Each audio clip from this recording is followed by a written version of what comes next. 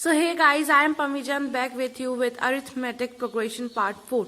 So हमारे जो R D Sharma, R S Agarwal और एनसीईआरटी के ऑप्शनल एक्सरसाइजेस के जो क्वेश्चंस है वो हम करेंगे इस वीडियो के अंदर, तो पूरा ज़रूर देखिएगा. It's an important video for you all. So चलते हैं हमारे वीडियो की तरफ. लाइक, सब्सक्राइब, कमेंट करना मत भूलिएगा गाइज. चलिए चलते हैं हमारे वीडियो की तरफ.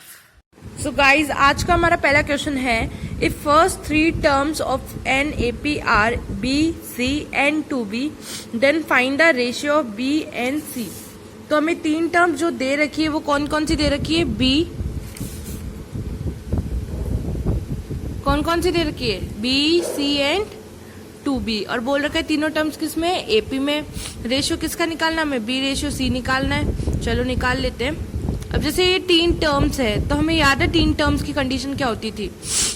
2b equals to a plus C होती थी. अब इस केस में a क्या है? ये b क्या है? ये c, और c क्या है? 2b. गाइस कंफ्यूज मत होना. चलो इसको a1, b1 और c1 मान लेते हैं, क्योंकि ये जो b c b ये है ये अलग टर्म्स दे रखी है. तो चलो हम सॉल्व करते. 2b1 ऐसे लिख देते. अब यहाँ b की जगह क्या आएगा? C. A की जगह क्या आएगा? B. C की जगह क्या आएगा? 2B. तो 2C is equals to 3B. तो रेशियो क्या हुआ? 2/3 B/C. तो B रेशियो C कितना हुआ? 2:3. ये हमारा आंसर हो गया. चलो नेक्स्ट क्वेश्चन की तरफ चलते हैं हम हमारे. अब हमारा नेक्स्ट क्वेश्चन है 2 blank 26 blank so that the sequence forms an AP. So guys, ये भी बोर्ड के क्वेश्चन में आए हुए हैं, तो इसमें ब्लैंक की जगह में वो नंबर फिल करना है जो आए तो ये एक AP बने. ठीक है, चलो हम करते हैं. इसमें A क्या दे रखा है? हमें 2 और थर्ड टर्म दे रखी है 26. चलो सीक्वेंस कुछ इस तरह से दे रखी है सेकंड क्वेश्चन की. 2 blank 26 blank and so on. A क्या है? 2. 26 हमारी कौन सी टर्म है? Third term. और थर्ड टर्म किसके बराबर होती है? A प्लस 2D के बराबर. A पता है हमें 2 है, प्लस 2D जो किसके बराबर है? 26 के. चलो अब D निकल सकता है यहाँ से. 2D is equals to 24, D is equals to 12. अब D 12 आ गया. अब गाइस देखो, ये जो है ये सेकंड टर्म है हमारी. यहाँ सेकंड टर्म क्या होगी? A plus D. A हमें पता है 2, D पता है अभी अभी निकाल के आए 12. तो कितना हुआ टोटल? 14. यहाँ 14. अब ये हमारी कौन सी टर्म है guys? Fourth term. Fourth term का फॉर्मूला क्या होता है? एक कम अपनी पोजीशन से, तो A प्लस 3D. तो A क्या है? 2. 3 इंटू 12 कितना हुआ? 36 प्लस 2 38. तो यहाँ पे क्या आएगा? 38. तो ये हमारी एपी हो गई 2, 14, 26, 38 एंड सो ऑन. तो चलो हमारे नेक्स्ट क्वेश्चन की तरफ चलते हैं. अब हमारा नेक्स्ट क्वेश्चन है, ये दिख रहा है आपको second question. Sum of the third and the seventh term of an AP is 6 and their product is 8. Find the sum of first 16 terms of the AP. तो गाइज ये बहुत इजी बट बहुत अच्छा क्वेश्चन है, तो इसे star mark लगा लीजिए. चलो हम करते हैं इसे. अब इतना पूरा एक साथ पढ़ने से समझ में कभी नहीं आएगा मैथ्स में, तो एक एक लाइन पढ़ेंगे. Sum of the third and the seventh term of an AP is 6. तो हम जितना हमें समझ आया इस लाइन से वो हम लिख लेते हैं. सबसे पहले क्या बोला है? Sum of the third and sum of seventh term is 6. A3 क्या होता है? A plus 2D. A7 कैसे लिखेंगे? A plus 6D. क्या हुआ? 6. सॉल्व करो. 2A plus 8D is equals to 6. 2 common. A plus 4D is equals to 6. A plus 4D is equals to 3 हो गया गाइस. चलो अब A को हम क्या लिख सकते हैं? यहाँ से 3 माइनस 4D लिख सकते हैं. अब हमारे नेक्स्ट लाइन पढ़ते हैं क्या बोल रहे हैं. And their product is 8. अब इन दोनों का प्रोडक्ट जो है वो क्या है? 8 बोल रखा है. चलो लिख लेते हैं. A3 कितना हुआ? A plus 2D. A7 कितना हुआ? A plus 6D is equals to 8 बोल रखा है. हमें कुछ नहीं करना, ए की जगह यहाँ क्या रखना है 3 minus 4d, 3 minus 4d plus 2d। इधर भी क्या करना है 3 minus 4d plus 6d is equals to 8। 3 as it is, minus 4d plus 2d कितना होगा माइनस 2d। अब यहाँ क्या होगा 3 plus 2d is equals to 8 हो जाएगा। अब गाइस देखो ये बन रहा है हमारे पास a माइनस बी और ये a प्लस बी, जहाँ पे a क्या है हमारा 3 और b क्या है हमारी 2d। देख लो ये आइडेंटिटी बन रही है। तो हम इसको कैसे लिखते थे a minus B into A plus B, क्या लिखा जाता था a square minus B square. So a क्या हमारे यहाँ 3 तो 3 का स्क्वायर, b क्या हमारे 2d तो 2d का स्क्वायर, क्या हुआ हमारा 8 के बराबर। 3 3 जा 9, 2 2 जा 4 इज इक्वल्स टू 8। अब 9 plus 8 is equals to 4d square गया। चलो अब देखो ये प्लस का है या माइनस का होगा, तो ये क्या आया 1 is equals to 4d square. d square क्या हुआ 1/4, तो d क्या आई हमारे यहाँ पे प्लस माइनस की 1/2। चलो आगे सॉल्व करते हैं। सो d एक बार हाफ लेंगे, अब d माइनस हाफ, अब d एक बार हाफ रख के a निकालेंगे और d माइनस हाफ रख के a क्या था 3 माइनस 4d था, तब a निकालते। चलो 3 माइनस 4 इंटू हाफ, 2 से 2 कैंसिल, 3 माइनस 2 कितना हुआ 1। अब इधर a निकालते हैं, 3 माइनस 4 इंटू d कितना है माइनस हाफ लेना है, 2 2 जा कैंसिल। अब यहाँ क्या होगा ये माइनस प्लस का 2, 3 प्लस 2, a क्या है इस बार 5। अब 2a है 2d है।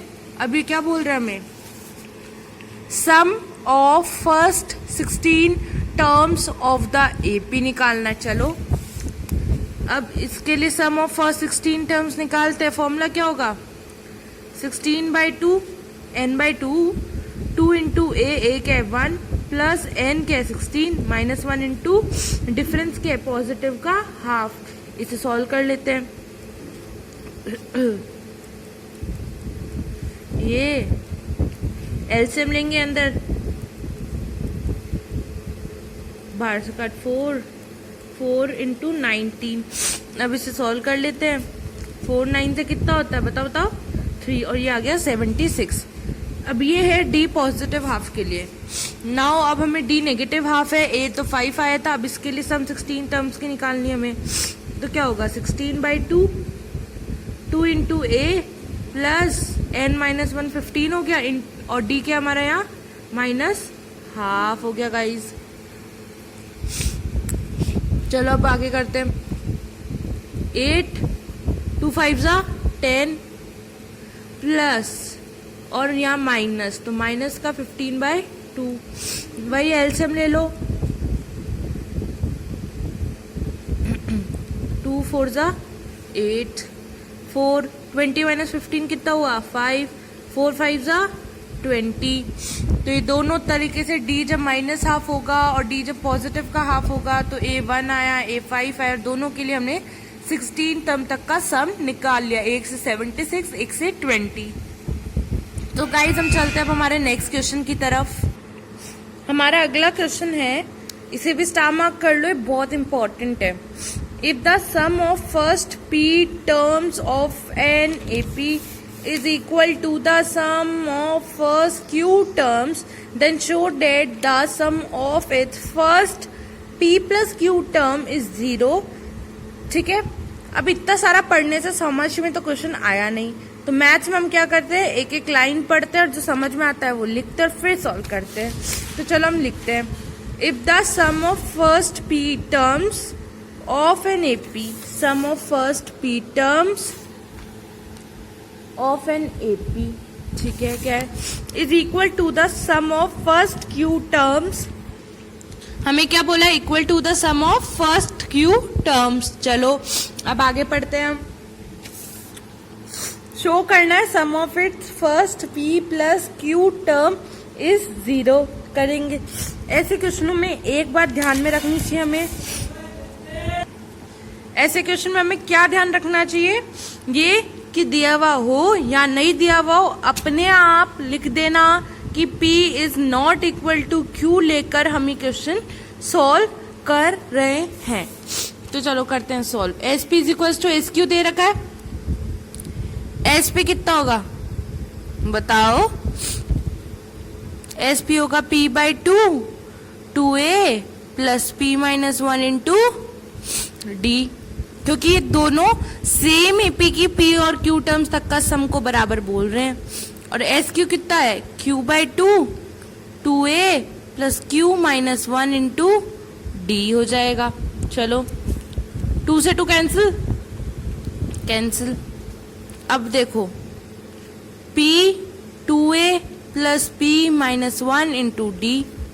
अब जो उस साइड इक्वल्स टू का पार्ट है उस साइड का, वो उसको इधर ले आओ। यहाँ पॉजिटिव है तो यह नेगेटिव हो जाएगा, इज इक्वल्स टू 0। अब देखो इनको पहले मल्टीप्लाई कर लो, 2AP plus P into P minus 1D minus 2AQ minus Q into Q minus 1 into D 0 के बराबर। अब देखो 2AP और 2AQ है तो इससे 2A कॉमन ले लूं, 2A कॉमन लिया तो क्या है? P minus Q। अब ऐसे D कॉमन ले लूं, D कॉमन लेते क्या है? P minus 1 minus Q minus 1 equals to क्या चल रहा है हमारे? 0। नाउ देखो 2A P माइनस Q चल रहा है, चलने दो, प्लस D। अंदर ये सॉल्व करते हैं, P into P square minus P minus Q into Q minus Q square and minus Q into minus 1 कितना होगा? प्लस का Q हो जाएगा, इज इक्वल्स टू 0। नाउ अब देखो यहाँ एक आइडेंटिटी बन रही है ना, P square minus Q square क्या होता है? P plus Q into P minus Q हो जाएगा। अब देखो यहाँ पे माइनस ले लिया मैंने कॉमन इनके लिए, तो यहाँ क्या आएगा? P minus Q is equals to 0। अब चलो हम आगे चलते हैं, 2A P माइनस Q। अब P माइनस Q कॉमन आ सकता है सब में से, चलो कोशिश कर लेते हैं। पहले तो D वाले में से P माइनस Q कॉमन लो, तो यहाँ क्या है? P plus Q minus 1 is equals to 0। Now P minus Q दोनों में से कॉमन आ रहा है तो P माइनस Q दोनों में से कॉमन ले लो, 2A plus D P plus Q minus 1 equals to 0। अब देखो अब ये 0 या ये 0, P माइनस Q को अगर मैं 0 के बराबर करूँ, ये बोलता है P is equals to Q, तो हम पहले ही क्वेश्चन में लिख के चले हैं कि हम मान के चले हैं कि P और Q कभी बराबर हो नहीं सकते, तो ये तो 0 होगा नहीं, तो बचा क्या? ये एक्सप्रेशन 0 होनी चाहिए। तो देखो 2A plus P plus Q minus 1 into D, अब ये 0 हो सकती है और ये होगी। तो अब देखो जो सम P प्लस Q टर्म्स का होता है वो क्या होगा? P plus Q by 2 into 2A plus N की जगह P प्लस Q हो जाएगा माइनस 1 इंटू D। ठीक है, हमें प्रूफ करना है कि ये 0 है, तो अब देखो हम ऊपर देख के आए कि ये टर्म 0 है, मतलब ये टर्म 0 है, तो P plus Q by 2 into 0 is equals to क्या होगा? फिर टोटल 0 ही होगा। इसका मतलब sum of P plus Q terms 0 हो चुकी है प्रूफ। चलो अब हम चलते हैं हमारे नेक्स्ट क्वेश्चन की तरफ, वो भी इसी तरह से इम्पोर्टेंट है और अच्छा है। हमारा अगला क्वेश्चन है, if m times the mth term of an AP। चलो m टाइम्स क्या? mth term of an AP, m times the mth term of an AP is equal to the n times nth term, is equal to the n times the nth term. तो हमें क्या show करना है? m plus nth term of an AP is 0। इसमें भी हम वही same चीज मान के चलते हैं कि m और n आपस में बराबर नहीं है। चलो हम करते हैं अब इसको सॉल्व। am को किस तरह से लिख सकते हैं हम? a plus m minus 1 into D, और n को a plus n minus 1 into D। Now चलो इसको पूरे को करो, M A plus M minus one into D equals to N A plus N minus one into D. सबको यहाँ ले आओ, M A plus M minus one minus N A minus N minus one to D 0 के बराबर। अब M A और N A पिछले question की तरह वही, ए कॉमन तो यहाँ आएगा M minus N plus D common M into M minus one minus N into N minus one equals to 0 हो जाएगा। नाउ अब देखो M square minus N square plus N is equals to 0।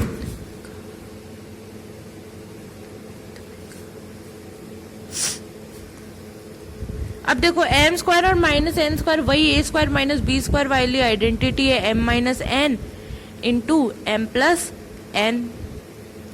Minus लिया हमने common इनके लिए तो ये बनेगा M minus N equals to 0। अब सब में से एम माइनस एन कॉमन ले लो तो क्या बचा, a plus N minus one into D is equals to 0। अब m माइनस एन अगर मैं 0 कर दूं तो m इक्वल्स टू n हो जाएगा, जो कि पॉसिबल नहीं है, हम पहले बोल के चले तो इसका मतलब यही 0 होगा। a plus M plus N minus one into D is equals to 0। अब देखो ये क्या होगा, कौन सी टर्म होगी, a plus N minus one into D, N क्या आ रहा है m प्लस एन, मतलब a m plus N term जो है वो 0 हुई। और प्रूफ क्या करना था हमें, यही तो करना था कि show that the m plus N term of the AP is 0। चलो चलते हैं हमारे नेक्स्ट क्वेश्चन की तरफ। सो ये हमारा है last question, houses in a row are numbered consecutively from 1 to 49। चलो 1 से लेके 49 तक ऐसे घर है टोटल, ठीक है। Show that there exist a value of x, कहीं यहाँ बीच में एक वैल्यू एग्जिस्ट करती है जिसे कहते हैं x, हमें पता नहीं क्योंकि नंबर, ठीक है। सच डेट, अब कंडीशन बता रहे हैं, such that sum of houses preceding the house numbered x से पहले के जो घर है, मतलब देखो यहाँ तक आए होंगे तो यहाँ क्या होगा, x माइनस वन, यहाँ x माइनस टू, ऐसे कुछ चल रहे होंगे, ठीक है। is equal to the sum of the numbers of houses following x। अब x के आगे क्या चल रहा होगा, x plus one, x plus two till 49 तक चल रहा होगा। तो इनकी कंडीशन क्या है कि x के पहले जितने घर है, जितने घर उसको प्रीसीड कर रहे हैं, मतलब पहले है, उनका जो सम है, मतलब 1 प्लस 2 प्लस 3 ऐसे करते हुए होगा कहीं तक x माइनस टू और प्लस x माइनस वन जो है, इतने घर x से पीछे, वो इक्वल है क्या, sum of the numbers of houses following x, सभी इन सारे जो घर के नंबर्स उन सबका सम। तो इसको फॉलो क्या कहाँ से करें, x plus one, x plus two, जो इसके आगे x plus one plus x plus two plus so on till 49 तक, ये हमें कंडीशन दे रखी है।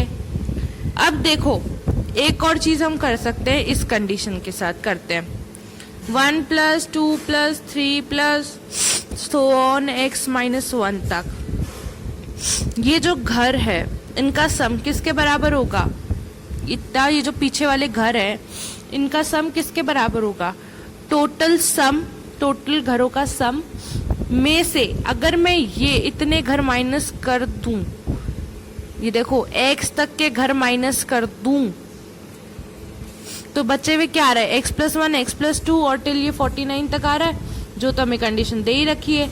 मतलब मैं इस चीज को ऐसे लिख सकती हूँ, 1 से लेके 49 तक का जो सम है उसमें से मैं x तक का जो सम है इतना वो माइनस कर दूं तो हमारे पास जो बचा हुआ आंसर आएगा वो यही तो आएगा जो हमें ये है। तो हम ऐसे लिख देते हैं, चलो मतलब 1 plus 2 plus so on till 49 तक में से माइनस क्या करना है हमें, x तक के घर माइनस कर देने हमें, x तक के 1 से लेके x तक। सो -1 + 2 + ऑन x तक का सम। अब हम इसको वो सम वाला फॉर्मूला लगाते हैं। देखो 1 से लेके n तक सम, इसमें क्या लगेगा n/2, और n क्या हमारा यहाँ x - 1, तो x - 1/2, 2 एक है 1, 2 × 1 1, प्लस n क्या है हमारा x - 1 -1, मतलब n ये हमारा -1 इंटू डिफरेंस कितना है 2 - 1 करूंगी तो 1 ही आ रहा है, तो चलो हो गया। इज इक्वल्स टू 1 से लेके 49 तक का सम निकालना है, मतलब टोटल टर्म्स कितनी है 49 n/2।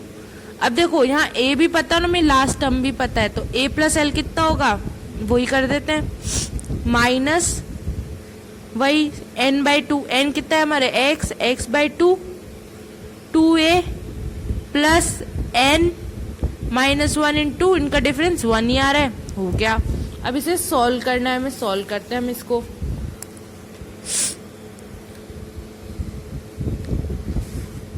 चलिए हम सॉल्व करते हैं इसको, चलो सॉल्व करें। x - 1/2, 2x - 2 प्लस x - 2, तो अभी कैंसिल हो गया ये अंदर ही अंदर। चलो इज इक्वल्स टू 49/2 इंटू 49 + 1 50, रखो इसको ऐसे ही, माइनस इसी में है x/2, 2 + x - 1। अब इसे सॉल्व कर लो, यहाँ से क्या आया x - 1/2 is equals to 49/2 into 50, ये क्या आया -x/2, x + 1, 2 सबसे कैंसिल कर दूं, कर दिया हमने कैंसिल।